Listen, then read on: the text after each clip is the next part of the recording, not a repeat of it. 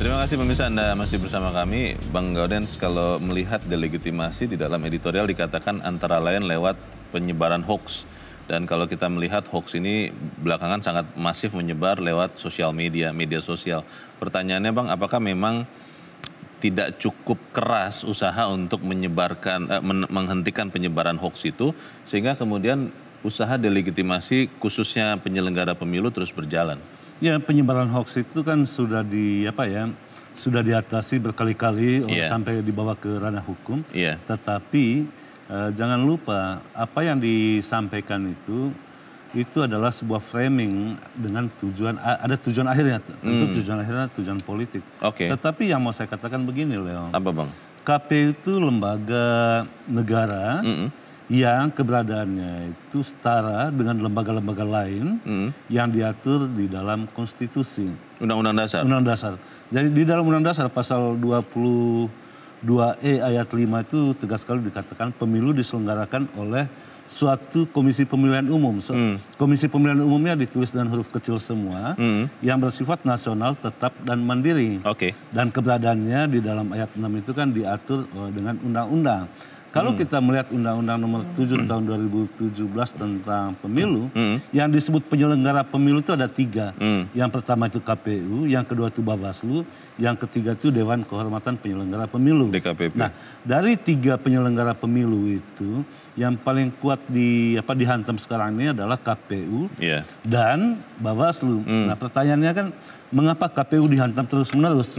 Kalau kita lihat di dalam Pasal 13 Undang-Undang 7 2017 itu ada 12 butir kewenangan KPU yang diatur di dalam undang-undang. Salah satu dari 12 butir itu adalah kewenangan KPU untuk menetapkan presiden dan wakil presiden terpilih. Itu berada di dalam ranah domain kewenangan KPU. Kalau terus-menerus secara sistematis di framing bahwa KPU itu tidak netral, tentu ada anggapan pada akhirnya bahwa KPU itu tidak netral sehingga menghasilkan pemilu yang juga tidak legitimate. Kalau seperti itu tujuan akhirnya, tentu mau tidak mau harus tegas kita katakan tujuan akhir dari seluruh kejahatan informasi yang menghantam KPU itu tidak lain tidak bukan hanya untuk kepentingan elektoral. Baik, apakah memang seperti itu yang dilihat oleh masyarakat? Kita akan coba mendengarkan pendapat pemirsa, Bang Gaudens. Kita sudah terhubung dengan Pak Yunus di Tanjung Selor, Kalimantan Utara. Pak Yunus, selamat pagi. Selamat pagi, Pak. Selamat pagi, Pak Yunus. Silakan, Pak. Bagaimana menurut Anda, Pak? Tanjung Selor, Kabupaten Bulungan, Provinsi Kalimantan Utara memberikan pendapat bahwa memang harus dibersihkan. Upaya-upaya ditiadakan, dihentikan upaya-upaya delegitimasi terhadap penyelenggaraan pemilu.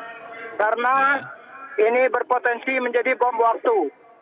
Kita sudah capek-capek melaksanakan pemilu dengan baik, dengan bersih, independen. Tapi kalau ini dibiarkan ada upaya-upaya dari pihak tertentu yang mau merusak hasil, maka ini suatu saat siapapun dia, bagi yang kalah dia akan gunakan hal ini untuk merusak hasil. Oleh sebab itu mari itu dibersihkan, ditiadakan, dihapus. Jangan biarkan ada oknum-oknum yang mau merusak kinerja demokrasi. Karena Indonesia ini menganut sistem demokrasi dalam memilih. Terima kasih Pak Yunus di Tanjung Selor, Kalimantan Utara. Di belakang Pak Yunus ada Pak Sukarwan di Magelang, Jawa Tengah. Pak Sukarwan, selamat pagi. Pagi Pak Leo. Selamat pagi Pak Sukarwan. Bagaimana Pak pendapat Anda, Pak? Silakan Pak. Ya, kalau saya amati itu komentar Bapak yang pertama sudah benar. Dari kasus Ratna Terumpet, Andi Arief yang mengatakan 7 kontainer, terus Supriyanto yang Supriyanto yang di Jawa Timur itu pokoknya dari pihak sebelah tuh selalu mengobok-obok. Nah ini kan tanda-tanda nanti kalau ini Pak, misalnya Lindan sama Taufik Hidayat bermain bulu tangkis, Taufik Hidayat kalah, ya sudah, Taufik Hidayat kalah ya nyelamati Lindan, jangan terus menghujat Lindan, katanya saya raketnya jelek, yang ini, yang itulah. Saya yakin ini pihak sebelah itu kalau kalah nanti masih ngamuk ini nih. Akan ngamuk ini dari saya amati itu, pokoknya dari sekarang harus ditindak. Pak Sukarwan, cara kita untuk membantu supaya penyelenggara pemilu tidak terrusak legitimasinya lewat hoax dan yang lain-lain, seperti apa kira-kira Pak? Ya pendekatan-pendekatan yang dukungan-dukungan dari pihak-pihak perguruan tinggi sudah benar. Kita lawan hoax, kita lawan hoax, kita lawan hoax. Nah, orang-orang oknum-oknum seperti Ratna Trompet, terus Supriyanto, terus ibu-ibu yang pakai kerudung, yang berjilbab, baik di Makassar maupun di Tangerang itu harus ditumpas itu. Itu gejala-gejala yang selalu akan mengobok-obok itu nanti. Oke. Jadi penegakan hukum dilaksanakan berarti ya Pak? Dilaksanakan tegas. Yang menang tidak sombong, yang kalah siap kalah. Iya. Baik. Terima kasih Pak Sukarwan di Magelang, Jawa Tengah. Selamat pagi Pak. Di belakang Pak Sukarwan ada Pak Poli di Ambon, Maluku. Pak Poli, selamat pagi. Pagi Bang Leo. Selamat pagi Pak Poli. Silakan Pak, benar-benar Pak. Selamat pagi. Saya dengan Pak Suparman ini punya prinsip sama Pak. Apa itu Pak? Saya ini ikut pemilu dari tahun 1971 Pak. Sampai dengan sekarang. Kok begitu krusial Pak Indonesia ini untuk pemilih 2019-2024. Apa-apaan ini Pak Leo dan Bang Boden. Saya komentar saya sama. Kita marah sekali nih Pak. Ini hati-hati. Ketika terjadi pemilihan umum, kalau ada dikalah dengan topik seperti begini, ini nanti krusial ini Pak Leo dan Pak Boden. Saya mau katakan ini berbahaya Pak. Hati-hati. Kalau sudah ada warga negara Indonesia yang memilih, lalu kalau ini diangkat-angkat lagi ketika ada yang kalah, ini berbahaya Pak. 25 juta itu cukup besar Pak Boden. Tidak boleh ada Pak di Indonesia. Kita berjalan harus baik-baik supaya pemilih ini kita punya. Terima kasih Pak Poli di Ambon, Maluku. Para pemirsa sudah mulai tahap emosional, ini kelihatannya Bang Odes. Kita akan coba mendengarkan pemirsa Metro TV berikut, kali ini di Jakarta. Ada Pak Nugroho. Pak Nugroho, selamat pagi Pak. Selamat pagi Bung Kodian, selamat pagi Bung Leonard. Selamat pagi Pak Nugroho, silakan Pak. Ini bukan main-main Pak. Ya. Mendelegitimasi atau membuat masyarakat tidak percaya kepada pemilu, ini adalah sendi demokrasi. Jadi kalau pemilu KPU tidak dipercaya, maka negara ini tidak bubar. Berarti negara ini tidak benar. Nah ini sistematis dilakukan untuk melawan pemerintah yang dipimpin Pak Jokowi sekarang ini.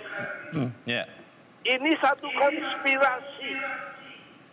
Kenapa? Karena tindakan Pak Jokowi anti korupsi, anti kejahatan, menegakkan hukum, itu sangat merugikan koruptor, merugikan kekuatan kepentingan asing, merugikan pencuri-pencuri itu. Jadi mereka bersatu, ini tidak boleh dipandang remeh.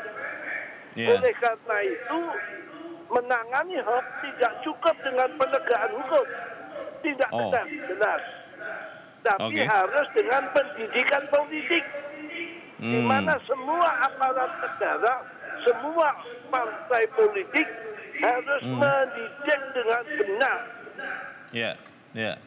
Jadi pendidikan politik itu betul. Ini harus dilakukan. Kalau tidak, kita seperti Suriah. Jangan sampai ya Pak Nugroho ya. Baik Pak Nugroho, terima kasih Pak sudah berpendapat dari Jakarta. Selamat pagi Pak. Para pemirsa mengingatkan bahwa ini bukan main-main. Memang setiap hoax juga tidak ada yang main-main sebetulnya Bang Odes. Tapi ketika hoax terhadap ataupun delegitimasi terhadap penyelenggara pemilu ini dibiarkan, maka bisa-bisa negara ini bisa juga terganggu. Bagaimana Bang? Ya betul sekali, karena tadi saya katakan bahwa ini sebuah framing yang tujuan akhirnya itu pada tidak mempercayai hasil pemilu.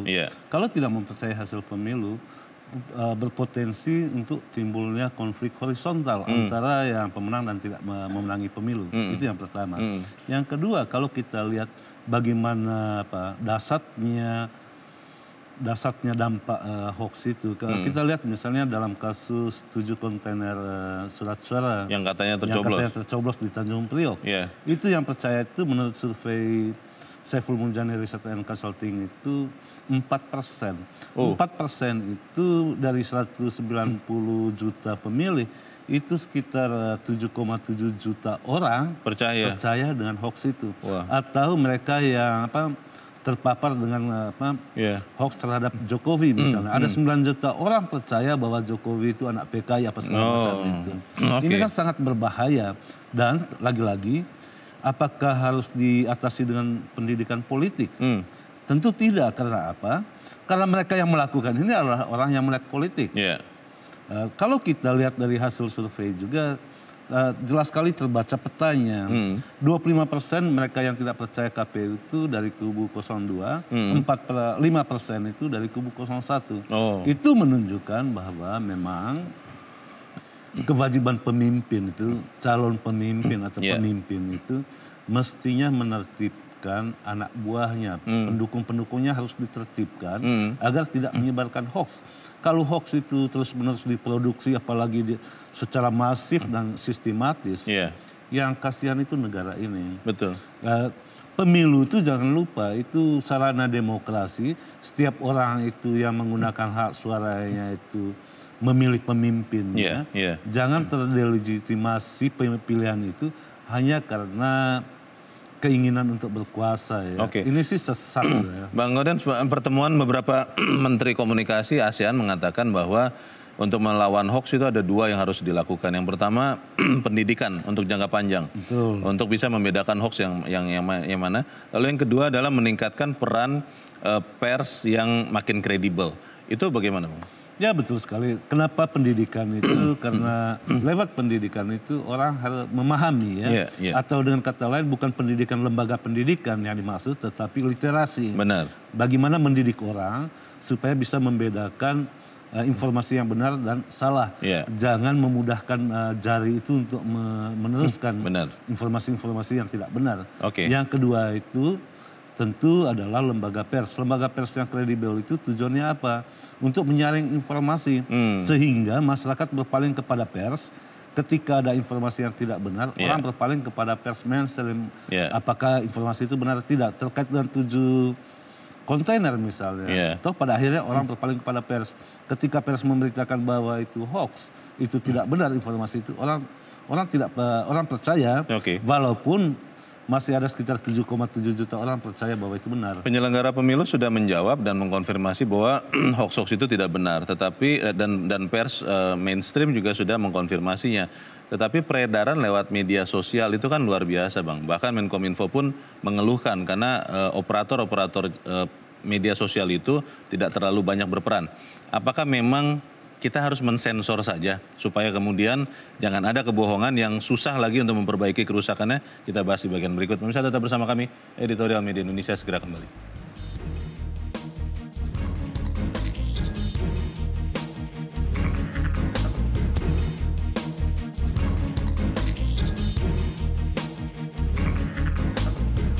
Terima kasih pemirsa, Anda masih bersama kami. Kita di bagian akhir dari diskusi ini. Bang Gaudens, kalau kita melihat penyebaran lewat media sosial itu sangat kuat, bahkan di beberapa peristiwa lain itu juga menyebar dengan cepat. Pertanyaannya adalah kalau kita mau membantu penyelenggara pemilu supaya tidak didelegitimasi oleh berita-berita bohong, apakah memang kita harus sensor saja? Karena literasi pengguna media sosial di Indonesia dikatakan disebut-sebut masih belum terlalu tinggi. Bagaimana, Bang? Ya, media sosial itu kan persis seperti pisau ya. Pisau itu di tangan tukang jagal itu dipakai untuk membunuh. Di tangan dokter, pisau itu untuk menyelamatkan nyawa. Nah, media sosial di tangan orang yang berniat jahat, tentu akibatnya juga buruk. Atau sama seperti yang dilakukan terhadap penyelenggara pemilu.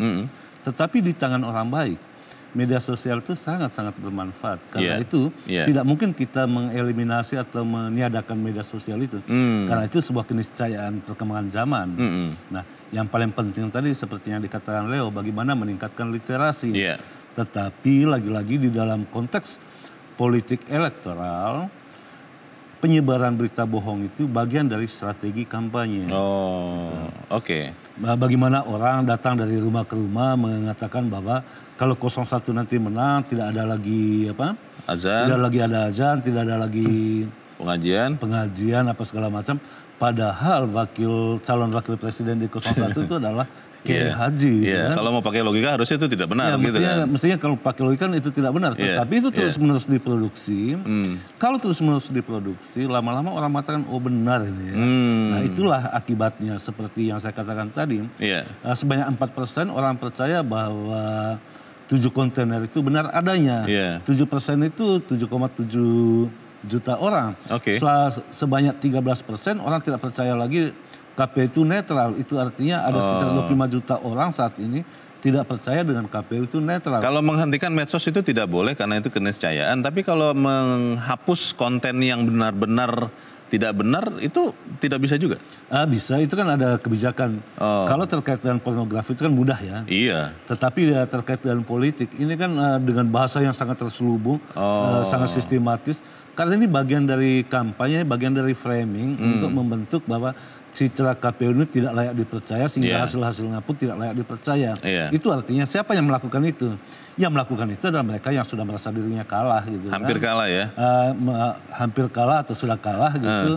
Tidak ada jalan lain bagaimana mendelegitimasikan seluruh proses pemilu yang sudah dilakukan dan disepakati bersama. Pada saat memulai kampanye, misalnya kita masih ingat di bulan September itu, bagaimana setiap pasangan calon, setiap peserta pemilu itu mendeklarasikan siap menang, siap kalah. Tetapi ketika mau di ujung, yang siap itu hanya siap menang, tidak siap kalah. Supaya tidak kalah ya mendelegitimasi hasil. Gitu. Bagaimana kita memastikan bahwa nanti hasil pemilu 17 April itu, baik dari legislatif sampai ke eksekutif, masih bisa dipercaya dan rakyat bisa menerimanya, Bang? Ya, tidak ada jalan lain, memang harus terus-menerus disuarakan bahwa narasi-narasi yang mendelegitimasikan pemilu itu adalah dari mereka yang punya tujuan busuk gitu. Karena itu rakyat itu harus dicerdaskan, diberitahu terus-menerus bahwa apa yang dikerjakan oleh KPU itu sudah benar. Tetapi kepada KPU juga tentu kita berharap ya, kalau ada koreksi mestinya diterima dan yang paling penting dari KPU itu kan memberikan klarifikasi, konfirmasi terhadap isu-isu yang berkembang. Sama seperti ketika ada 7 kontainer itu KPU turun ke Tanjung Priok dan mencari informasi di sana dan sekaligus menyatakan bahwa ini tidak benar. Di Medan misalnya tiba-tiba ada video gitu yang mengatakan sudah tercoblos, padahal itu hasil dari pilkada sebelumnya. 2018 ya. KPU juga turun tangan dan memberitahukan. Mestinya dalam hal-hal lain juga KPU itu bersikap konstruktif terhadap hal-hal seperti ini. Jangan didiamkan. Semakin didiamkan, orang menganggap itu benar gitu. Kalau penegakan hukumnya sendiri, Bang, bagaimana, Bang? Karena kok kelihatannya tidak terlalu efektif juga. Sudah ada yang dipenjara tapi masih tetap begitu. Orang beranggapan bahwa dengan menyebarkan hoax itu mereka sudah berjasa terhadap junjungannya. Ini kan persoalan ya. Jadi ini persoalan meyakini yang salah gitu. Baik, semoga kita bisa melawan delegitimasi ini dan kemudian hasil pemilu dipercaya dan diterima oleh seluruh masyarakat. Bang Gaudensius Suhadi, terima kasih Bang sudah di sini. Terima kasih, selamat pagi. Pemirsa, tidaklah elok kalau membangun narasi-narasi hoax yang hanya bertujuan untuk meruntuhkan wibawa penyelenggara pemilu. Hoax yang dimunculkan secara sistematis hanya bertujuan untuk mendelegitimasi KPU dan Bawaslu. Tujuannya adalah membuat hasil pemilu tidak dipercaya.